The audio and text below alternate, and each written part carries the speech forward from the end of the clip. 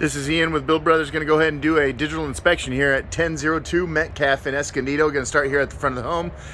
Where we always start our inspections is the overhang or the eave. The eave is made up of fascia, and then this actually has stucco in the eaves, and so we're not able to see the structural framing underneath there.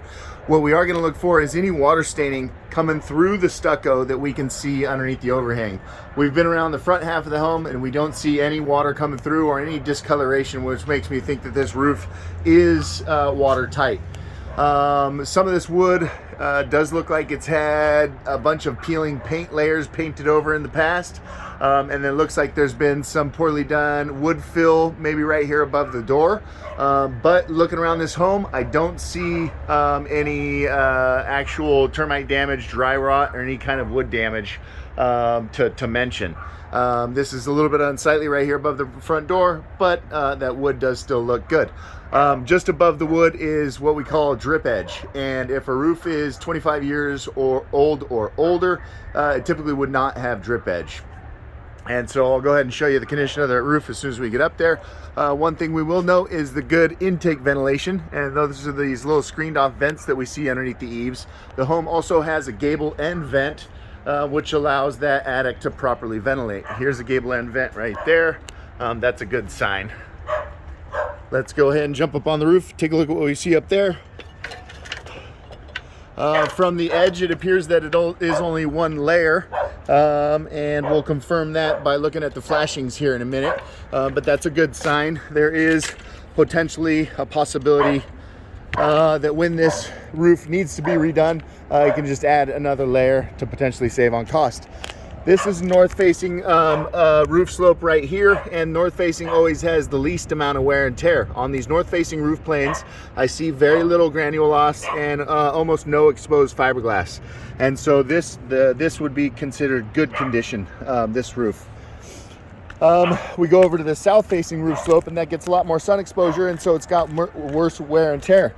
We start to see granule loss, and we start to see some exposed fiberglass. And so this would be the condition here would be considered fair or okay. Ridge caps looks like they have been replaced at some point. They always wear out first, and we can tell here that they do not match the rest of the roof, and so I'm guessing they've been replaced. That's a good sign.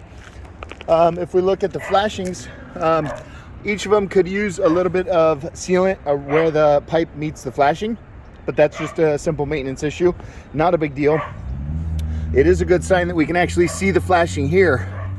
Typically if somebody added additional layers, they're just going to cover up that bottom exposed piece of the flashing, which is not the proper way to do it. So that looks good.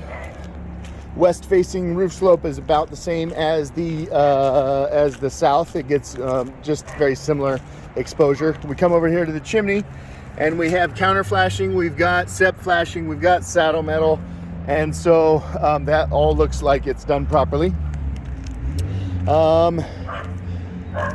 This is a big roof. This is a pretty big roof, and not a single missing shingle on this entire roof. A lot of times when, I would say that this roof is probably around 20 years old.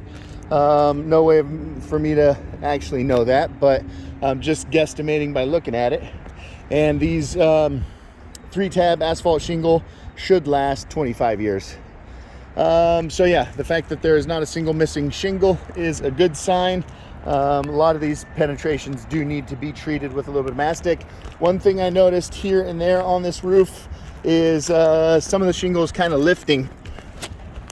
So if we get up close on this one, we lift it up, we can see it's installed with a staple, and those staples aren't perfectly flush with the roof, and so they're holding up some of the shingles.